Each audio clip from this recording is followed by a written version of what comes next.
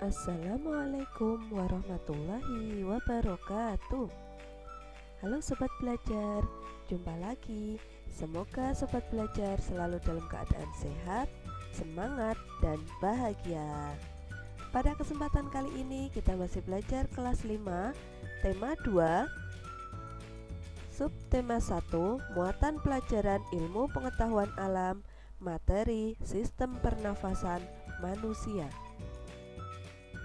Sobat belajar, materi yang pertama adalah organ pernafasan pada manusia. Alat pernafasan manusia adalah paru-paru. Manusia bernafas untuk memasukkan udara ke dalam tubuh. Udara mengandung oksigen. Oksigen dibutuhkan untuk mendapatkan energi dari makanan. Perhatikan gambar berikut. Organ pernafasan yang pertama pada manusia adalah hidung.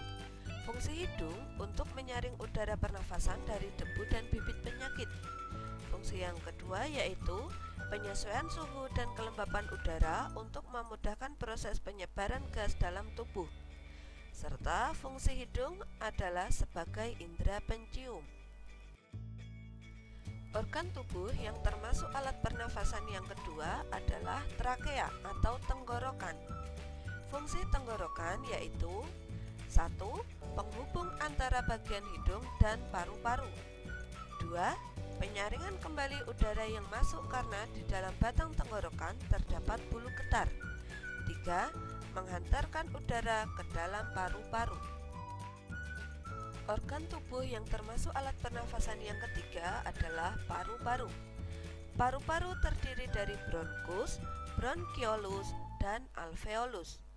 Bronkus adalah dua percabangan dari trakea yang menuju paru-paru kanan dan paru-paru kiri.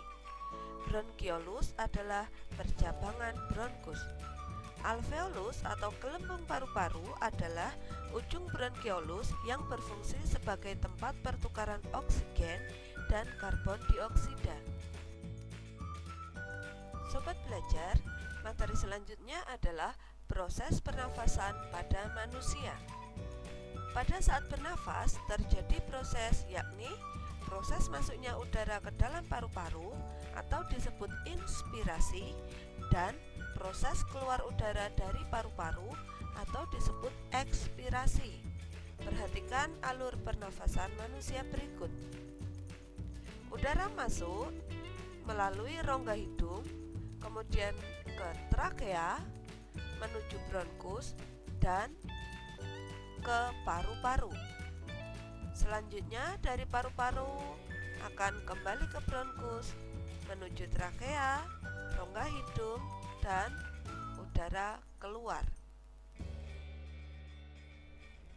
Nah, sobat belajar, untuk lebih jelasnya proses pernafasan pada manusia, perhatikan tabel berikut. Proses menghirup udara atau inspirasi. Udara akan masuk melalui hidung, kemudian di dalam hidung disaring oleh lendir dan rambut hidung. Ketika proses menghirup udara, maka paru-paru akan mengembang dan rongga dada membesar. Gas oksigen diserap oleh alveolus. Sedangkan untuk proses menghembuskan udara atau ekspirasi, maka paru-paru akan mengempis dan rongga dada kembali ke ukuran semula.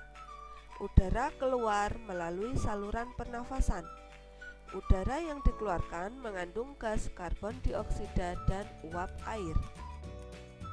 Sobat belajar, pernafasan pada manusia dapat terjadi apabila paru-paru mengembang dan mengempis dengan bantuan otot tulang rusuk dan otot diafragma. Nah, berdasarkan gerakan otot pernafasan tersebut, maka dikenal dua jenis pernafasan, yaitu pernafasan dada dan pernafasan perut. Yang pertama, pernafasan dada. Perhatikan gambar berikut. Proses inspirasi. Tulang rusuk terangkat karena kontraksi otot antar tulang rusuk, sehingga rongga dada membesar. Akibatnya udara akan masuk ke dalam paru-paru. Sedangkan pada proses ekspirasi, otot antar tulang rusuk berelaksasi sehingga tulang rusuk turun dan volume rongga dada mengecil. Akibatnya udara keluar dari paru-paru. Selanjutnya adalah pernafasan perut. Pada pernafasan perut yang berperan adalah otot diafragma. Saat proses inspirasi, otot diafragma akan berkontraksi sehingga diafragma mendatar dan volume rongga dada membesar. Akibatnya udara masuk ke dalam paru-paru. Sedangkan pada proses ekspirasi, otot diafragma akan berelaksasi dan diafragma melengkung ke rongga dada sehingga volume rongga dada mengecil. Akibatnya udara akan keluar dari paru-paru.